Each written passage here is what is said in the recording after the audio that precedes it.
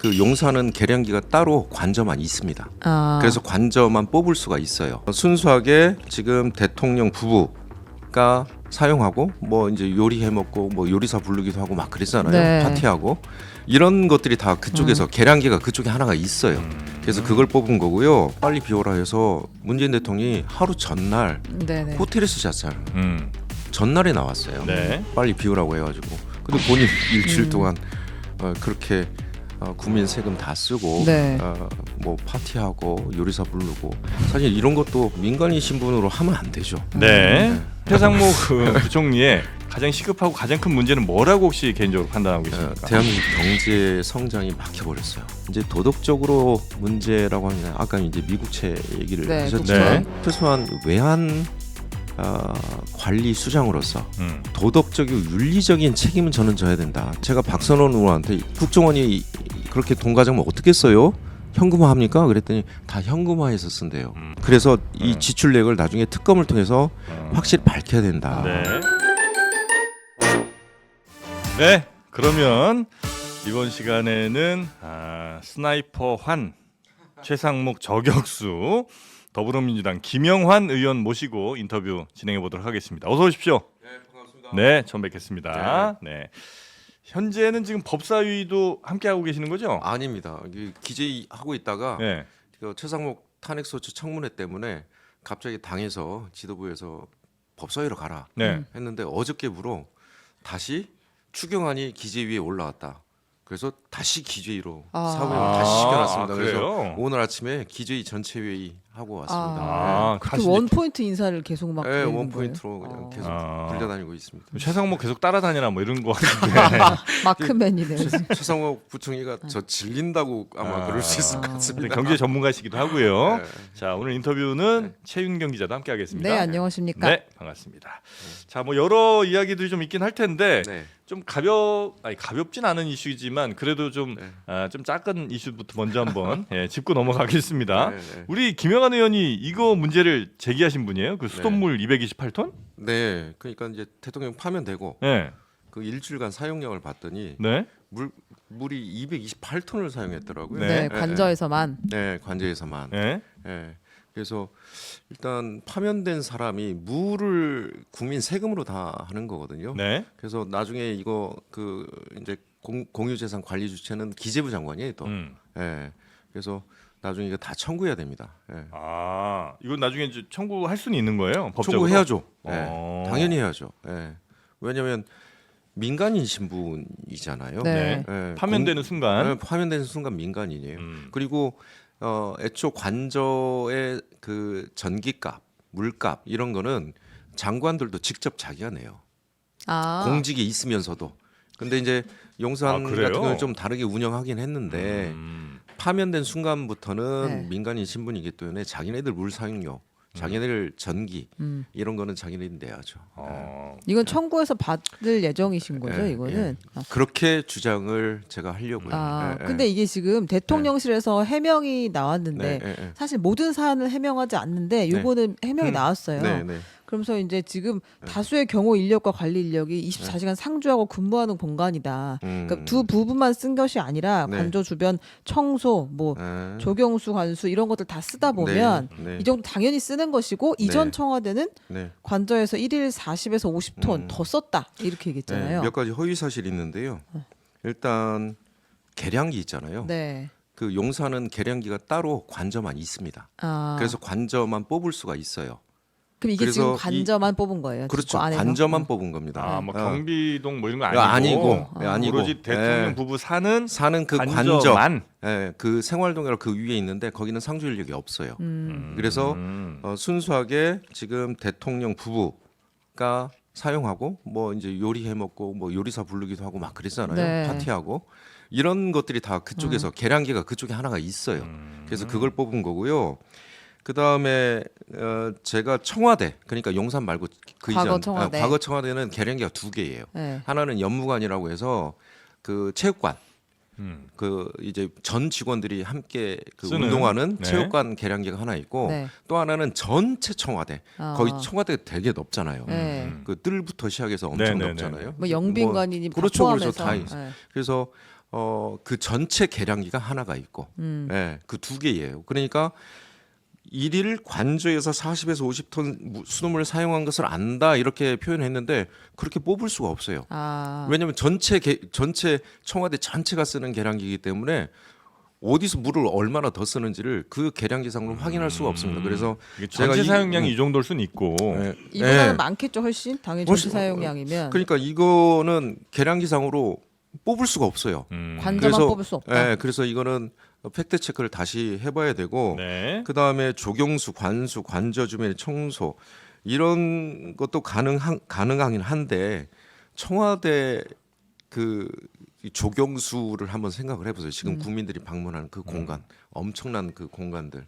그래서 조경수 관리나 이런 것들을 피하면 지금 그쪽에서 주장하는 거는 허위일 가능성이 매우 높습니다. 예. 알겠습니다. 그래서 이런 데이터가 나올 수가 네. 없습니다. 그러니까 허위라는 것은 이전 청와대에서 40-50톤을 썼다라는 거는 근거를 찾기가 힘들다 이 말씀이신 왜냐하면 거죠? 계량기가 하나이기 때문에 전체 청와대 계량기 하나밖에 없기 때문에 따로 빼기가 힘들다. 예. 사실 뭐 국민 돈으로 이렇게 수도 막 쓴 것도 뭐 문제긴 문제입니다. 더 큰 문제는 원래 이제 파면되면 당연히 뭐 하루 이틀 혹은 뭐 정 뭐 준비할 시간이 너무 없었다 치면 한 2, 3일 정도에는 이제 네. 나갔었어야 되는데 그러지 그렇죠. 않고 일주일 동안이나 버틴 거가 사실은 제일 큰 문제인 거죠. 근데 그 본인은 네. 그때 김은혜 대변인 통해서 뭐라고 했습니까?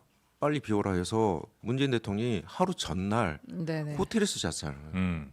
전날에 나왔어요. 네. 빨리 비우라고 해가지고. 근데 본인이 일주일 동안 그렇게 국민 세금 다 쓰고 네. 뭐 파티하고 요리사 부르고 사실 이런 것도 민간인 신분으로 하면 안 되죠. 네. 그런 문제를 네. 이제 제기하신 우리 네. 김영환 의원이고요. 네. 근데 김영환 의원이 이제 제가 처음에도 말씀드렸습니다만 최상목 저격수다 이제 이런 얘기를 좀 드렸는데 네. 요거는 뭐 그 평가에 대해서는 충분히 수긍을 좀 하시는 거죠? 그러니까요. 경제부총리를 네. 계속 경제 재정 뭐 이쪽으로 계속 비판을 해왔던 입장에서 네. 어떻게 보면 이제 경제 총 책임자 아닙니까? 그래서 제 의정 활동 한 1년 동안에 윤석열 정부 경제 수장의 잘못된 경제 정책, 뭐 세수 펑크부터 시작해서 경제 성장 이런 것들 계속 비판해 오니까 네. 저 우리 그 많은 분들이 최상목 저격수다, 속이 시원하다 뭐 이런 얘기들 많이 해주셔서 아마 그 전에 별명이 연이 그렇게 있었던 거는 아니시고. 전혀 없습니다. 그럼 이제 최상목 그 부총리의 네. 여러 문제들 가운데 가장 큰 문제, 가장 시급하고 가장 큰 문제는 뭐라고 혹시 개인적으로 판단하고 계십니까? 대한민국 경제 성장이 막혀버렸어요. 이 사람 때문이에요? 윤석열 정부의 사실은 경제 운영 방향이죠. 대통령과 최상목입니다. 제가 보기에는 경제를 망쳤다. 네, 경제를 망쳤죠. 일단 23년도 경제 성장률이 1.4%였어요. 네. 그 당시 세계 경제 성장률은 대한민국도 훨씬 높았습니다. 그러니까 23년도에 56.4조 정도의 세수 펑크를 냈잖아요. 네. 24년도에 잠깐 반등하면서 그러니까 기저 효과로 반등하면서 2.0 찍었거든요. 그게 딱 잠재 성장률치예요. 네. 그런데 세수 펑크 또 30.8조 냈잖아요. 올해 얼마 날까요? 제가 오늘 아침에 40조 이상 난다. 다음 정부에 핑계 대지 마라. 세수 펑크는 온전히 니네들 몫이다.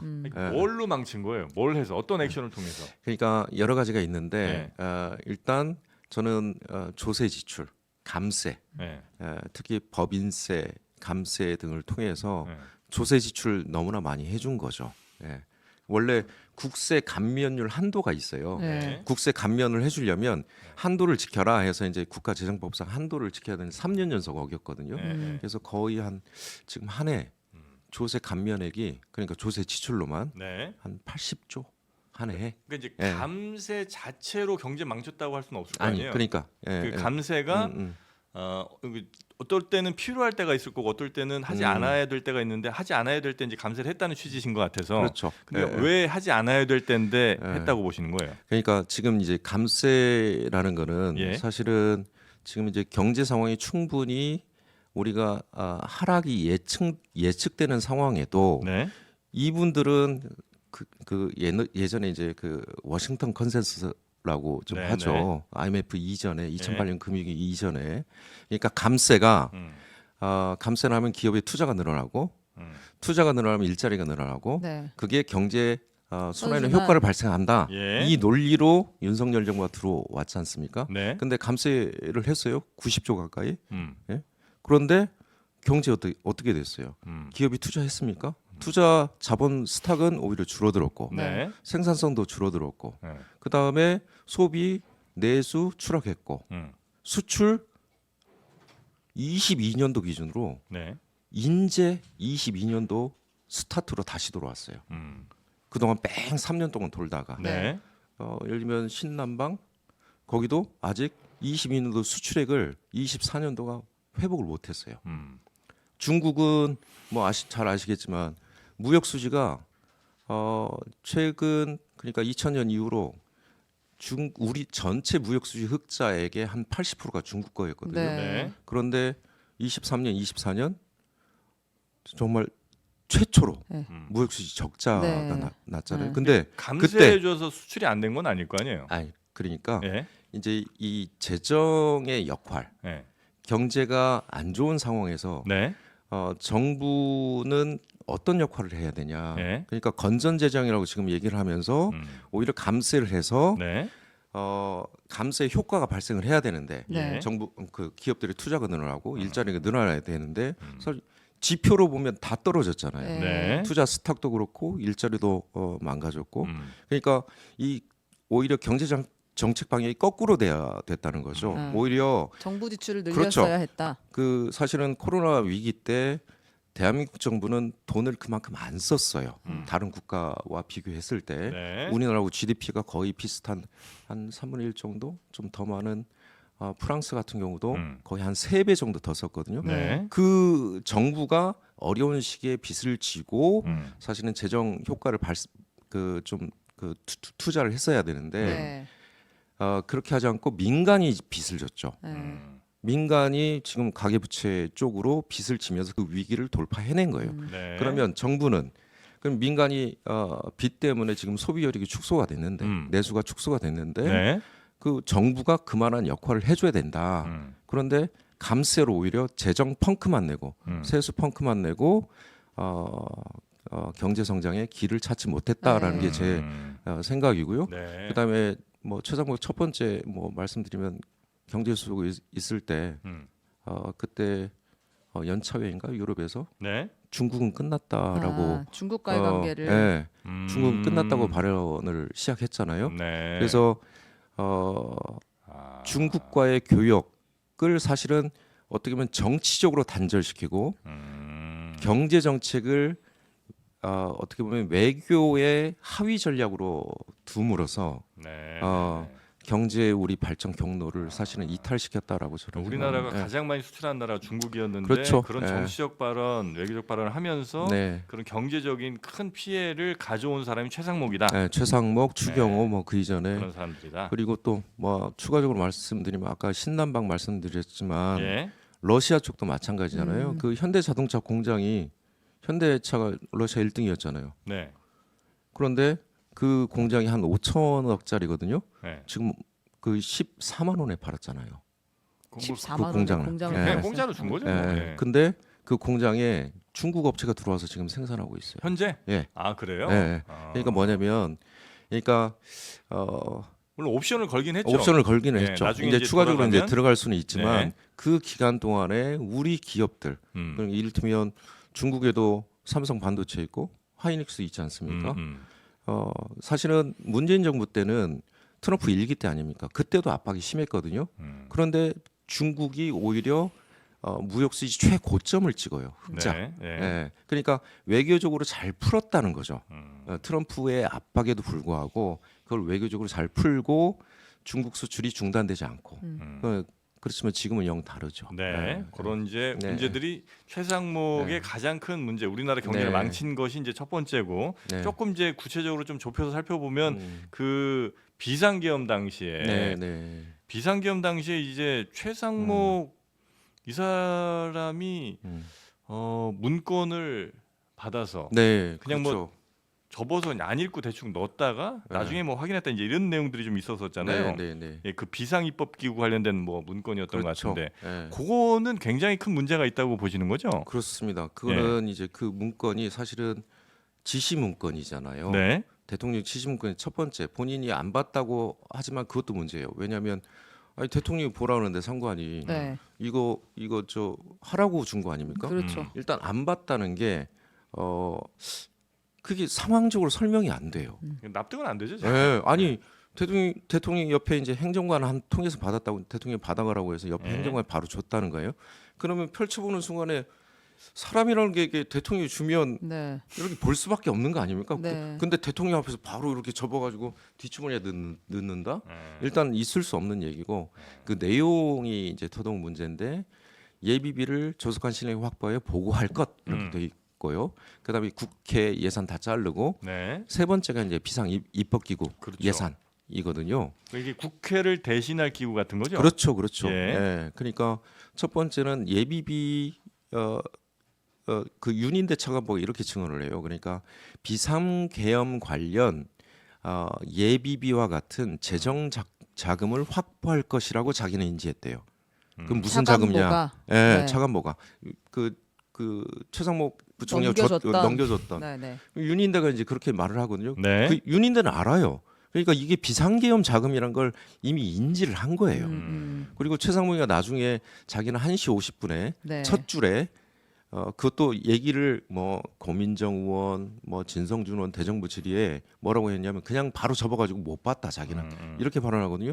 근데 제 대정부의 질문 중에 좀 본인이 실수했지만 발언이 나왔어요. 첫 줄에 예비비는 자기가 봤다고 그랬어요. 네. 그럼 그 이전에 말하고 완전히 틀리잖아요. 네. 그러면 경제수장이 자 비상계엄 때렸어요. 근데 예비비 첫 줄을 봤어요. 네. 뭔 돈이에요? 어. 비상계엄 자금 아닙니까? 네. 상식적으로 그렇게 생각을 하는 게 맞죠. 만약에 예, 그 예, 예비비라는 걸 알고 뭔가 액션을 취했으면 이 사람도 음. 그 내란 뭐 적극 내지는 하여튼 동조를 한 거로 의심이 드는 게 있죠. 네. 그러니까 비상계엄 당일날 음. 국정원이 1,182억 예비비 그 배정이 돼서 가져간 거 아닙니까? 네. 그러니까 이게 안보비 명목인데 그러니까 이거는 기재부가 국정원에다가 예비비를 배정했다. 배정한 이거잖아요. 거죠 그날 비상계엄 국무회의 날. 통과해서. 네. 네. 근데 대통령이 홍정원 차장하고 어떻게 통화했어요? 자금이면 자금, 인력이면 인력 다 지원해 줄 테니까 방첩사를 도와라라고 네. 했잖아요. 근데 그날이에요. 어. 그날 1,182억을 국정원한테 배정을 해준 거예요. 그러니까 저희들은 의심을 할 수밖에 없죠. 이건 나중에 특검을 통해서 이 지출이 어떻게 다 이루어졌는지 제가 박선원 의원한테 국정원이 그렇게 돈 가져면 어떻게 써요? 현금화합니까? 그랬더니 다 현금화해서 쓴대요. 그러니까 출처를 알 수 없게. 그래서 이 지출액을 나중에 특검을 통해서 확실히 밝혀야 된다. 네. 예. 그리고 이제 이게 참 정리를 한번 해보면 네, 이 네. 지금 예비비 이야기가 오늘 기사가 나왔잖아요. 네, 그러니까 네, 네. 상황이 계엄을 선포하고 나서 예비비를 준 게 아니라 그날 오전에 기재부에서 예비비 1,180억 원을 국정원에 주는 걸로 의결을 했다는 거잖아요. 그렇죠. 사인을 국민- 했다. 예, 그 오전 상황이고 네. 그 다음에 계엄이 터졌고 이제 전 대통령이 국정원 그 홍장원 차장한테 그 얘기를 했다. 지금 요 흐름인 거죠. 그렇죠, 그렇죠. 기재부는 예. 알고 뭔가 그 국정원에 갑자기 예비비가 나간 걸 당연히 알고 있고 그 오전에 과정에 이제 알았죠. 함께했다. 국무회의 네. 통해서 알았고, 그러니까 최상목 부총리가 그날 비상계엄 10시 한 20분, 네. 23분 그 비상계엄 때리고 네. 쪽지를 그 문건을 문건 받았다는 받았다. 거잖아요. 그러면 오전에 예비비 줬다는 걸 알았잖아요. 국무회의 의기를. 그러니까 기재부 관리거든요. 그게 예비비 배정이라는 게. 그럼 본인은 알았어요. 그리고 나중에 문건 통해서 예비비라는 첫 줄 단어를 봤다는 거잖아요. 그리고 윤인대는 비상계엄 관련 예비비와 같은 재정 자금을 확보할 것이라고 자기는 인지했다. 네. 이렇게 했기 때문에 이 돈들이 다 예비비를 통해서 비상계엄 자금을 활용하려 했구나라는 게 합리적인 의심 아니겠어요? 예. 그러니까 이제 지금까지는 대체로 국무위원들 누구도 이제 아무도 모르는 상황에서 갑자기 밤 10시에 뭐 급하게 이제 소집돼서 가보니까 뭐 비상계엄이라더라 해서 벙찌고 네. 아 이거 어떡하냐 이제 요 당황했다는 얘기들만 알고 있었는데 네, 네. 어쩌면 최상목 정도 되는 사람은 조금 더 전에 알았을 수도 있겠네요. 그러니까 인지는 그러니까 최소한 그 사람 말을 따르더라도 네. 오전에는 예비비를 지출했고 국정원에 네. 배정을 갑자기, 했고 예. 그 다음에 저녁에 비상계엄을 이루어졌고 그리고 예비비라는 단어를 받고 음. 윤인대한테 그 소리를 같이 들었고 네. 그러면 이 돈은 계엄 관련. 비상계엄 자금이다. 이거는 충분히 인지를 했을 거라고 생각이 들고 아침에 국무회의 예비비 의결했던 거를 다시 상기시키지 않았을까라는 생각입니다. 네. 그리고 이 최상목 부총리는 그 F4 모임인가요? 뭐 네. 그런 것도 했었었고 그다음에 또 안가 모임 이후에 또 휴대전화 교체 네. 뭐 이런 것도 쭉 하지 않았습니까? 네. 여러 네. 가지로 하여튼 수상한 점이 많잖아요. 그렇죠. 그리고 뭐 네. 저 미 국채 매입 같은 이런 얘기도 있긴 합니다만 이 음. 수많은 문제들을 갖고 있음에도 네, 불구하고 네, 네. 대통령 권한 대행도 한참 했었었고 그다음에 지금 현재 여전히 경제부총리인데 왜 뭐 저 대통령 권한 대행할 때는 정말 어쩔 수 없다 치더라도 지금 정도 상황이면 탄핵 사유로 충분하지 않나. 그러니까요. 그 사실은 지금 헌법재판관 미임명 관련해서 네. 마흔여 이제 헌재에서 위헌이라고 이제 결정이 났죠. 네. 그런데 마지막 한덕수 들어올 때까지 임명하지 않았죠. 그게 사실은 위헌 위법한 행위이기 때문에 첫 번째 탄핵 사유가 되고요. 네. 두 번째는 우리 상설특검이 있어요. 그거는 대통령의 의무 사항입니다. 그 상설특검 요청을 국회에 해줘야 돼요. 임명해달라. 임명해달라고 요청해야 되는데 그걸 안 하고 있는 두 번째 위법한 행위가 있고요. 이제 도덕적으로 문제라고 하면 아까 이제 미국채 얘기를 네, 하셨지만 네. 이 양반이 인사청문회 때 미국채 판다고 얘기를 했고 팔았다고 그때 저 탄핵소추 청문회 때 얘기를 했거든요. 네, 이미 팔았다. 네, 그때도. 근데 작년 8월, 24년 8월에 다시 매입을 했다라는 거거든요. 네. 그러면 최소한 외환 관리 수장으로서 도덕적이고 윤리적인 책임은 저는 져야 된다. 특히 비상계엄 이후에 환율이 1,400원대 거의 중반 넘어서 후반대까지 찍고 있는 상황 아니었습니까? 달러 미 국채면 환차익만 한 10% 이상 됐을 거예요. 비상계엄 여파로. 그런데 사실은 그날 그 환율 방어를 하기 위해서 내가 오늘 기주의 전체회의에서도 얘기했는데 우리 국민들이 소중하게 보유하고 있는 외환 보유고 계속 액수가 지금 12월 3일 비상계엄 이후로 줄어들고 있는데. 있죠. 네. 왜 줄어들고 있겠습니까? 환율 방어를 위해서. 환율 방어를 위해서 썼기 때문에 그런 거 아니겠습니까? 근데 경제 수장은 미국채 가지고 달러 자산으로 가지고 있으면서 네. 그러니까 이게 이해 충돌이 된다는 거예요. 자기가 경제 수장으로서 환율 방어를 해야 되는 입장과 네. 자기 개인적인 재산 증식과의 그래서 이해 충돌 방지법이라고 그러거든요. 네. 그런 걸 하지 말아라라는 거거든요. 근데 사실은 되게 윤리적으로 문제가 있고 특히 비상계엄 여파로 그러니까 관세 여파 말고요. 비상계엄 여파로만 12월 내수 소비 그다음에 25년도 내수 소비 추락으로 한 11.4조 원이 날라가 버렸어요. GDP가. 네. 오늘 추경안 올라왔는데 그 추경안이 12조인데 12조. 네. GDP 회복력이 어느 정도냐면 재정 승수 포함해서 2.6조밖에 안 돼요. 그러면 9조 정도는 12조를 넣어도 네, 2.6조 정도가 GDP 상승은 GDP 상승이 된다. 2.6조밖에 안 되거든요. 그러면 아시다시피 12월 달 얼마나 소상공인들 중소기업들 어려웠습니까? 네. 1사분기 얼마나 어려웠어요. 그러면 최소한 11.4조에 대한 책임은 기재부가 져야 될 거 아닙니까? 네.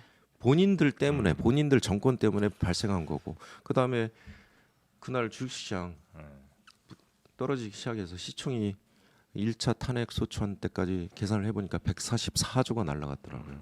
그러니까 투자자들은 아무런 이유도 없이 자기 재산이 그냥 날라가 버린 거예요. 증발됐죠. 네, 예. 날라가 버린 거고. 그리고 또 핸드폰 교체한 적 없다고 갤럭시 S24 그것도 울트라. 이제 허위 증언했고. 이거 근데 이때 분위기가 어땠어요? 위증자 아니고 위증? 그래서 예. 저 정천능 위원장이 네. 그 기기까지 설명을 하면서 예. 자료를 반박을 하면서 그랬더니 뭐라고 하냐면 그 핸드폰은 가지고 있다. 이렇게 또 답변을 네. 해요. 그러니까 핸드폰 바꿨냐라고 물어봤는데 그러니까. 예, 이제 사실은 계속 말을 돌려막는 거죠. 그래서 네, 왜 네, 그러면 네, 어떻게 하실 거예요? 탄핵을 하실 거야? 어떻게 하실 거예요? 그러게요. 그러게요라니. 그러게요. 네. 저는 입장이 정해졌는데 네. 사실은 네. 최상목을 통해서 대한민국 경제를 안정시키고 지속 가능하도록 대한민국 경제를 이렇게 성장의 길로 열어내는 그 과정은 기대하면 어려울 것 같고요. 네. 최상목을 통해서. 그리고 그 이전에도 아시다시피 재정 펑크 내고 세수 펑크 내고 경제 성장 성과 뭐 다 아시지 않습니까? 그러면 이 사람을 통해서 더 이상 대한민국 경제에 빛을 보기는 힘들다. 그리고 위법 위헌적인 행위를 했다. 저는 정해졌어요.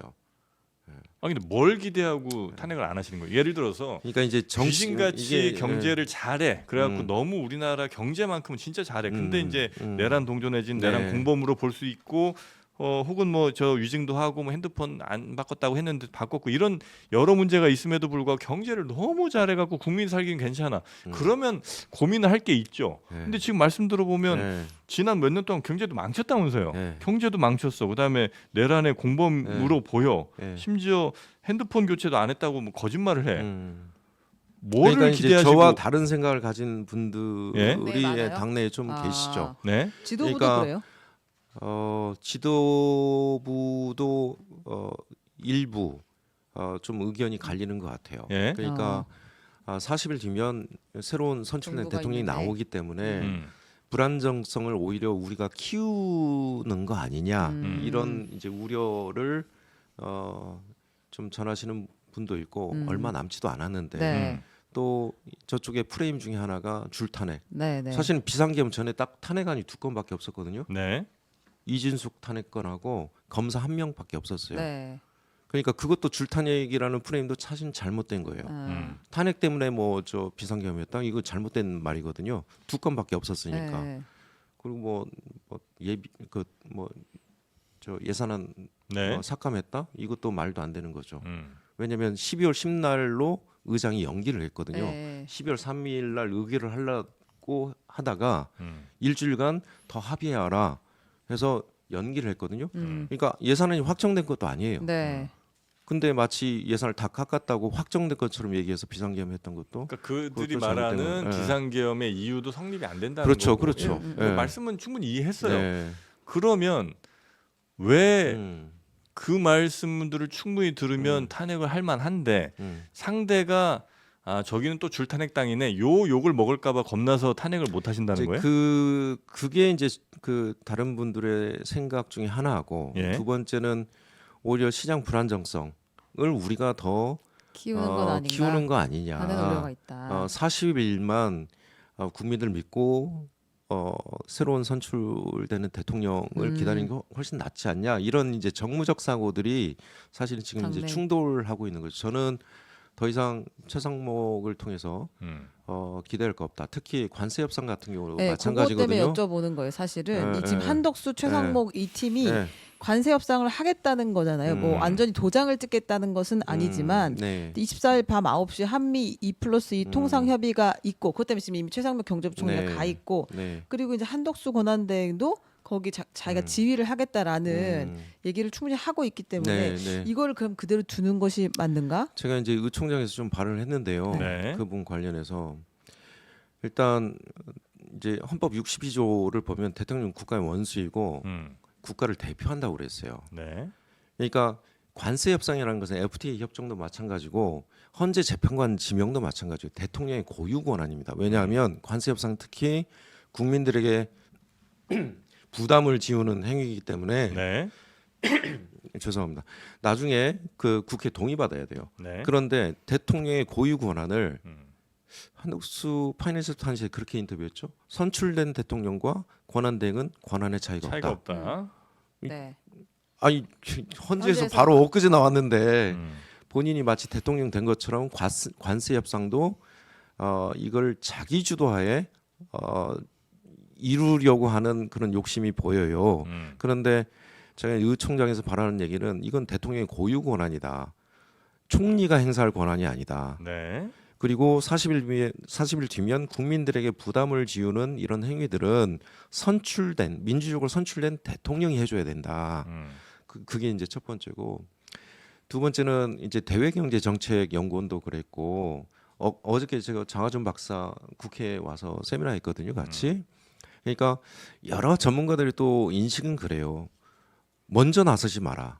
지금 중국이 맞대응하고 있고, 그 다음에 미국이 지금 한 발 물러서는 상황이고, 네. 이 미국 중심의 관세 세계 질서 재편이라는 게 뜻대로 되지 않기 때문에 먼저 나서서 협상 전략을 펴는 것은 사실은 위험하다 오히려. 이런 또 그 얘기들이 많아요. 네. 특히 공공기관 중에 하나는 대외경제정책연구원이 그 얘기를 세미나 중에 또 했거든요. 네. 네. 그래서 한덕수 총리가 아마 본인의 대선을 지렛대 삼기 위해서 이 관세 협상을 활용하려고 하는 거 아닌가라는 좀 의심도 있고요. 네. 그래서 이걸 중단시켜야 된다. 김민석 의원이 지금 저 서울 종합청사 거기 앞에서 지금 시위하고 있는데 네. 저는 중단했으면 좋겠어요. 어차피 상호관세가 90일 뒤로 연기가 됐잖아요. 네. 그러면 41일 뒤면 대통령이 나와요. 네. 그럼 그때 준비하고 협상해도 된다. 그래서 그때 탄핵소추 때 제가 최상목 부총리한테 당신은 준비만 해라. 어떤 협상을 진행하려고 하지 마라. 그리고 본인 권한도 아니다. 준비는 오케이예요. 예, 준비는 오케이. 왔다 갔다 하면서 미국에서 원하는 것이 그럼 무엇인지 뭐 원하는 건 뭔지 이런 정보를 듣는 건 오케이. 그런데 네. 실제 협상에 들어가는 건 근데 협의하겠다. 네. 때로는 협상하겠다. 뭐 그 워딩들이 조금씩 달라져요. 근데 협의와 협상의 선을 어디서 긋죠? 협의와 협상. 예. 협상은 좀 더 구체적인 액션이 들어가는 거 아니에요? 아니, 그러긴 한데 네. 그러니까 말로 피할 수가 있어요. 실제 협상의 전 단계인데 이걸 협의라고 하면서 선을 그을 수가 있거든요. 예. 여러 구체적인 내용들이 왔다 갔다 했는데 이를테면 네. 그래서 제가 협의와 협상의 중간을 선을 명확하게 긋기가 힘드니 당신들은 얘기만 듣고 준비만 해라. 이게 제 좀 그 주장이었죠. 그래서 의총장에서 사실은 제가 이 한덕수 총리가 지금 행하려고 하는 행위는 대통령의 고유한 권한인데 네. 이걸 침범하려고 한다. 그래서 되게 문제 있는 지금 행동들을 하는 거다. 나중에 큰 짐이 돼서 국민들에게 돌아올 수 있다. 그러니까 이게 예를 들면 그 협상의 파트너가 바뀌었다고 해서 미국에서 원점에서 시작하자 이렇게 하진 않을 거잖아요. 그렇죠. 저는 이렇게 얘기했잖아. 네, 그러니까 이미 네. 여기까지 왔는데 네. 이걸 어떻게 다시 돌리겠어라고 얘기할 텐데 네. 그걸 중간에 막을 수 있는 방법이 있어요? 하나 있죠. 뭐예요? 탄핵이요? 탄핵밖에 없죠. 그러니까 나는 이게 너무 답답한 게 저 예를 들어서 한덕수 그다음에 최상목 물론 뭐 우리가 좀 문제는 있는 것 같지만 그래도 네. 우리 제1당인 민주당과 네. 잘 협의해가면서 국정 안정적으로 운영하는 게 중요합니다, 여러분. 네. 국민 여러분들도 네. 우리와 이 한덕수 체제를 좀 인정을 해주세요. 이러면서 만약에 같이 가시는 거면 뭐 그래 뭐 힘들지만 오케이 다음 대선까지 좀 참아보지 뭐 이럴 수 있는데 말은 계속 저 사람은 절대 권한대행 해서도 안 되는 사람이고 저 경제부총리는 자격도 없고 전 내란 공범이고 당장 지금 내려야 될 사람이라고 계속 얘기를 하시면서 아니 그러니까 할 수 있는 거기에 힘이 대한 또 없는 것도 아니에요. 있어요. 그러니까 거기에 대한 네. 사실은 이제 입장 차이가 정무적으로 좀 차이가 있는 거고 네? 그리고 이제 뭐 진성준 정책위원장은 저하고 조금 같은 생각인데 네, 탄핵해야 한다. 그렇게 공식적으로도 그 당 입장을 정리해 달라라고 네. 이제 요청도 했지 않습니까? 그 원내 대책회의 때. 그래서 그런데 이제 다른 분들 생각은 네. 굳이 지금 극히 불안정인 대한민국 상황에서 네. 시장에 좋지 않은 시그널을 오히려 우리가 주도해서 줄 수가 있다. 그래서 최대한 견제하되 이 상황을 40일 뒤면 우리가 대선을 치르니 그때까지만 잘 견제하고 넘어가자. 오히려 그 불안정성을 민주당이 주도해서 만드는 그런 걸 하지 말자라는 정무적 판단이 또 한쪽에 있는 거죠. 그래서 저희가 입장 정리가 좀 안 된 거예요. 사실. 견제는 돼요? 그렇게 그러게. 하시면? 협상을 일단 시작하고 오면 네. 협의를 하고 오면 그건 민주당과 내용이 이제 세세하게 공유가 되고 보고를 하는 공유가 과정이 있을까요? 공유가 잘 될까요?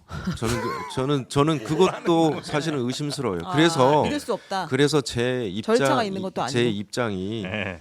저는 제 입장이 명확한 거고. 고통스러우시군요. 예, 예.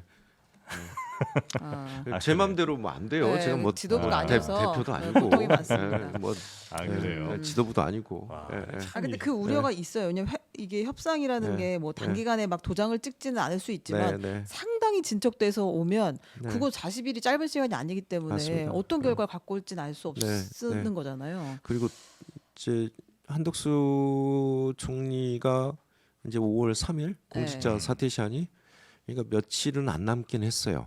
이 사람이 어떻게 결정할지는 뭐 모르겠지만 대선에 나올지 안 나올지. 네. 예. 그래서 만약 출마를 안 하고 이제 계속하면 일단 한숨은 넘어갈 수는 있다. 예, 한숨은. 왜냐하면 대통령을 출마하려고 이 지렛대를 활용하는 요인이 하나가 빠져버리니까. 예, 그래서 일단 한번 그러면 위험스럽은 알겠습니다. 그냥 존재긴 넘어간다고 하지만 대통령 안 예, 나온다고 치고 예. 그러면 민주당에서는 예. 민주당에서 주장하시듯이 내란의 공범 내지는 내란의 뭐 방조범이라고 볼 수 있는 네. 한덕수 권한대행의 대선 관리, 대선을 공정하게 관리할 거라는 믿음은 있으세요? 출마를 안 한다면 네. 그거는 우리가 기대를 하고 또 우리가 견제를 해야죠. 이 사람에 대해서 견제를 계속하는 수밖에 없어요. 공정한 관리를 그리고 할 수 있도록. 할 수 있도록. 그리고 언제? 사실은 총리가 직접적으로 선거 관리를 하는 것보다는 예.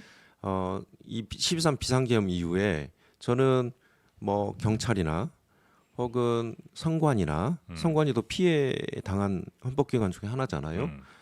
이런 데가 사실은 선거 관리를 주도하는 거지. 각 기관들이 각자의 역할을 하는 거지. 이게 총리의 무슨 막강한 권한을 통해서 경찰 이렇게 관리해 저렇게 관리해 이러지는 않거든요. 그리고 선거 관리에 매뉴얼들이 다 있어요. 예, 그 매뉴얼에서 벗어났을 때에는 사실은 밑에서부터 크게 반발을 할 거다. 예. 한번 총리가 겪었기 어떻게 때문에 불공정하게 할 수는 없고 없다. 공정하지 우리 않을 시스템상. 때에 이제 개입하는 그렇죠. 것인데 그렇죠. 지금은 예. 시스템상 잘 돌아갈 것이라고 네, 보신다 네. 이런 거죠. 약간 이건 네. 그냥 아주 개인적인 의심 같은 건데 네. 혹시 예. 대선을 치르는 데 있어서 네. 저렇게 욕 먹어야 될 사람들이 계속해서 면전에 있어주는 게 선거에도 도움이 될 수 있으니까 냅두는 거예요? 거기까지는 생각도 안 했는데. 아니, 뭐 그게 거기까지는 전략일 수도 생각- 있으니까 뭐 그럼 뭐 아니 오히려 그 주자로 나와주는 게 저희한테는 더 좋은 거 아닌가요? 프레임 잡기가. 몰라요 예, 저는. 아니 그러니까 뭐냐면 예. 오히려 그런 분들이 저쪽에 주자로 나와 주는 게 예. 저희로서는 프레임 잡기가 더 좋죠. 왜냐하면 비상계엄 세력, 예. 친위 쿠데타 세력과 민주 세력과 이렇게 프레임이 잡히지. 예. 오히려 저기 총리로서 계속 있는 것으로서 우리가 프레임 잡히는 건 아닌 것 같아요. 하여튼 여전히 잘 이해는 안 됩니다. 예. 그럼 아예 그냥 정말 뭐 저 사람들 비판하지 않고 야, 네. 우리 저 민주당이랑 최상목, 한덕수 뭐 지난 네. 잘못이 있더라도 덮어두고 우리 지금 열심히 국정 향해서 열심히 잘 협의를 해봅시다. 이렇게 하시면서 그냥 그 자리에 두는 거는 뭐 오케이 뭐 그럴 수 있죠. 그런데 네. 그건 아니고 계속해서 이 사람들은 뭐 절대 그 자리에 있어서는 안 될 사람이라고 하시면서 그리고 그 자리에 있지 않게 할 힘이 있잖아요.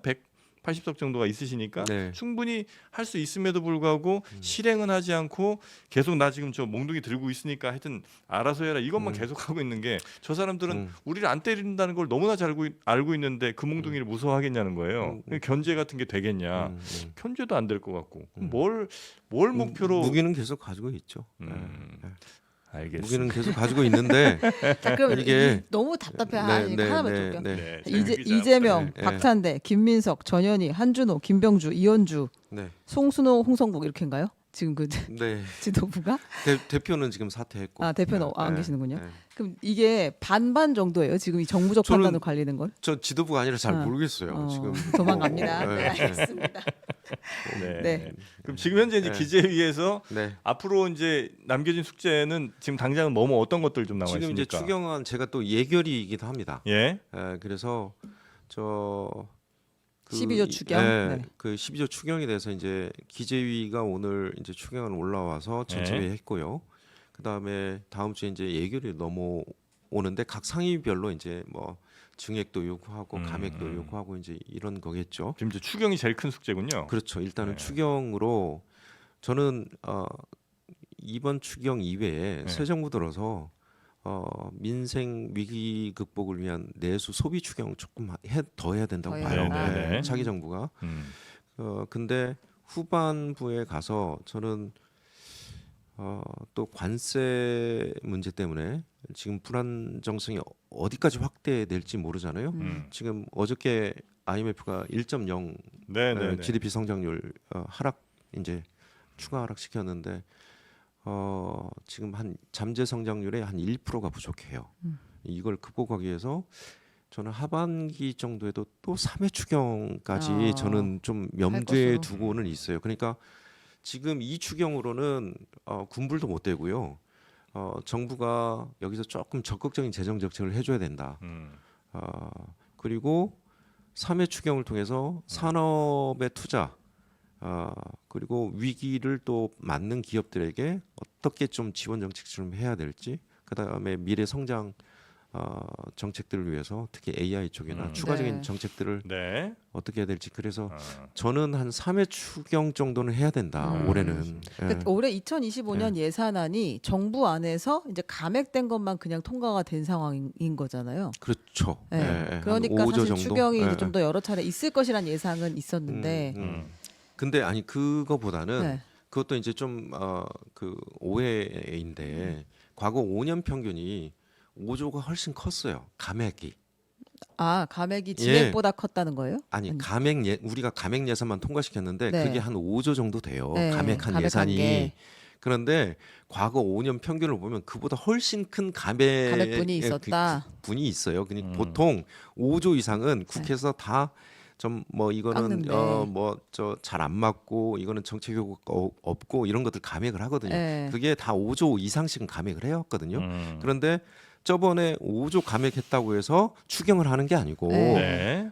실제 이제 경제 성장 경로를 우리가 이제 쭉 쫓아보면서 과연 어느 정도의 우리가 잠재 성장률을 올리느냐 또 각 부문별로 예를 들면 소상공인, 중소기업 혹은 우리가 전략 산업에 지금 더 투자를 해야 되나 반도체에 지금 위기인가 배터리 위기인가 뭐 이런 산업 부분별로 저희가 이제 또 한번 보죠. 네. 그래서 네. 그 산업 민생 뭐 복지 여러 측면에서 이제 추경을 한다는 그러니까 지금 말씀으로 이번에 좀 하시는 추경의 가장 큰 저 타겟은 뭐예요? 지금 정부가 이제 짜가지고 왔잖아요. 예. 저희들은 심의하는 입장이고 예. 지금 정부 쪽은 산불 재해 예. 그쪽에 한 2, 3조 정도 담아온 것 같고요. 예. 그 다음에 나머지가 AI 쪽에 이제 투자 좀 담아온 것 같고 관세 여파로 위기 대응 한 3조 정도 담아온 것 같고요. 그래서 뭐 이것저것 민생 내수 관련해서는 없습니다. 소상공인 쪽이 네. 좀 있어요. 한 3, 4조 그런데 되는 것 같습니다. 그게 효과가 있을지 모르겠어요. 뭐냐면 그 소상공인 쪽 담아온 게 네. 그거예요. 그러니까 작년 소비액에 카드 기준으로 작년 소비액의 20%가 넘으면 30만 원 한도 내에서 다시 환급시켜 주는 거거든요. 추가로 더 쓰는 돈에 대해서 그렇죠. 그런데 소비가 한번 지표를 한번 보시면 소비가 지금 소매 판매액이 지금 윤석열 정부 들어와서 11분기 연속 마이너스거든요. 이게 증가율이 마이너스라는 거예요. 네, 무슨 네. 말이냐면 저 뭐 우리가 100원 소비했는데 다음 해에 마이너스 10%다 그러면 90원 소비한 거잖아요. 근데 또 그 다음 해에 또 10%다 그러면 9원이 더 줄어서서 81원이거든요. 네. 마이너스 전년 대비 다 마이너스거든요. 네. 그러니까 소비가 11년속 연속 마이너스거든요. 그러면 소비가 축소된 상황에서 그리고 가뜩이나 가계 부채가 지금 GDP 대비 한 95, 6% 되고 네. 그다음에 여력이 없고 네. 그런 상황에서 20%를 추가 추가 소비에 대한 소비해서 페이백이 30만 원을 환급받는다? 의미가 이게 얼마나 의미가 될까? 과연 있을까 지표상으로 이거는 그냥 모양새로 그냥 만들어 놓은 거 추경 아닌가? 통과를 위한 그리고 예전에 정도? 박근혜 때 한 번 했어요. 그러다가 그 효과도 없이 끝나버렸죠. 아이고야. 네. 하여튼 네, 어려운 상황입니다. 우리 저 뭐 자영업자분들 힘드신 건 뭐 너무나 잘 알고 계실 거고 네. 뭐 자영업자분들 아니라도 뭐 직장인분들 하여튼 내수 관련해서 너무 지금 현재 심각한 상황이라 맞습니다. 예, 네. 거의 이제 절벽에 다 왔잖아요. 그래서 지금 네. 뭐 빚 못 갚는 분 아니면 연체 자체도 이제 더 이상 한계에 다다른 분들이 너무나 네. 많은 상황이라 예. 요거는 지금 빨리 응급 조치를 좀 취하지 않으면 맞습니다. 아마 수많은 분들이 네. 뭐 경매로 넘어가다 해도 뭐 굉장히 심각한 일들이 벌어질 것 같거든요. 네, 근데 네. 그거는 기재위 계시니까 네. 우리 김영환 의원께서 좀 특별히 더 신경을 좀 써주시기를 그러게요. 네, 바랄 수밖에 없겠네요. 열심히 좀 해보겠습니다. 제가 제가 뭐- 한숨 크게 한번 쉬고 가세요. 지금 여기 네. 한숨이 계속 나오고 있어요. 네. 아니 특히 이제 걱정되는 건 뭐냐면 네. 우리가 수출로 먹고 산다고 하잖아요. 네. 그런데 예전에 우리 한 70년대, 80년대, 90년대 초반까지 한번 생각해 보세요. 네. 수출이 잘 되면 네. 내수가 잘 됐어요. 그렇죠. 그쵸, 같이 중소기업도 잘 됐어요. 네, 돈다 네. 그런데 네. 2000년 들어오면서부터요. 네. 수출이 잘 되잖아요. 근데 내수 연관 효과가 없어요. 없어요. 예, 그러니까 뭐냐면 우리나라 그동안 너무 특정한 대기업 중심의 수출 중심의 전략 산업 중심의 성장을 해 왔기 때문에 내수나 소비 쪽에 사실 우리나라보다 OECD 국가들 중에 21개국이 우리나라보다 인구가 적음에도 불구하고 내수 소비가 우리 포션보다 훨씬 더 커요. 우리가 한 46% 하거든요. 그런데 GDP 근데 우리보다도 인구가 적은 국가들이 한 60%씩 해요. 무슨 말이냐? 우리가 내수 소비로 좀 여건을 좀 강하게 더 맞아요. 만들어야 된다라는 게 제 좀 개인적인 아니, 생각 전 중에 세계에서 하나입니다. 수출 비중이 제일 높은 나라예요, 우리나라가. 예. 중국도 아마 제가 본 기사로는 14% 정도였고 네. 우리나라가 37%인가? 네. 전체 네. GDP에서 차지하는 네, 비중이 네, 네. 그만큼 높으니까 외부 여건에 따라서 너무 영향도 크게 받고 맞습니다. 예, 네. 그리고 네. 수출이 잘 된다고 해서 말 그대로 말씀처럼 네. 그냥 뭐 수출 잘 된 대기업들만 일부 좋고 나머지로 다 이전이 안 되니까 네. 이건 뭐 누구를 위해서 그렇게 그러니까 또 수출 기업엔 또 나라가 엄청 많이 또 네. 신경을 쓰거든요. 워낙 수출이 네. 중요하다고 하니까. 그 JTBC도 내수 기업 중에 하나 아닙니까? 내수 기업이죠. 네. 많이 보시고 내수 서비스 좋아요 기업이잖아요. 누르시고 네, 네. 구독 누르시고 좋아요, 구독 많이 장르만 눌러주십시오. 여의도 쇼핑몰에서 좀 사주시고 네. 그러면 네, 저희 내수 네, 활성화에 네. 일조할 수 있죠. 그 광어 좀 한 마리 사드세요. 네, 알겠습니다. 저희가 이번에 저희 의원실에서 한 마리 사 먹겠습니다. 의원실이면 한 3마리 사드셔야지. 한 마리 뭡니까? 알겠습니다. 300g 23,900원이거든요. 잘 알겠습니다. 네, 우리카세 꼭 검색하셔서 네, 잘 드시기 알겠습니다. 바라겠습니다. 네, 커피 네. 좋아하시죠? 네, 네, 커피도 사 먹겠습니다. 읍천리 커피 사드시면 네, 되고요. 네, 알겠습니다. 그다음에 또뭐 오신 있어요? 김에 다 해야지. 네. 인터넷 비교원에서 그 인터넷 좀 바꾸세요. 네, 인터넷 알겠습니다. TV 그다음에 휴대폰 정수기 네, 네, 그거 한 번씩 또 갈아주시고. 그건 사무처에 좀 얘기 좀 해보겠습니다. 그리고 국회 저 전체 라인 다 갈아버리는. 보좌관들 또 네. 일 없을 때 그냥 핸드폰으로 엄마 네. 게임 하지 말고 네, 저희 그 마피아 40이라고 게임 있거든요. 네. 예, 그거 이렇게 하라고 깔아주세요. 네, 알겠습니다. 현질 좀 하고. 네, 네, 그렇게 하면 내수 좀 삽니다. 네, 그렇게 하겠습니다. 알겠습니다. 자, 인터뷰 내내 조금 네, 답답했습니다만 너무 슬픈 이야기들이 네. 그래도 이제 많았었어요. 마지막에 이렇게 광고 많이 하니까 네. 그래도 좀 마음이 많이 풀립니다. 네, 내수 활성화. 네, 알겠습니다. 꼭 좀 지켜주십시오. 앞장서겠습니다. 네, 더불어민주당 김영환 의원이었습니다. 대단히 고맙습니다. 고맙습니다. 네. 자, 그리고 최영경 기자도 고생 많으셨고요. 네. 저희는 내일 오전 11시에 다시 여러분 한없이 가볍게 찾아뵙도록 하겠습니다. 함께해 주신 여러분 대단히 감사하고요. 광어 한 마리씩 사드시면서 내수 한번 살려봅시다. 고맙습니다. 감사합니다. 고맙습니다.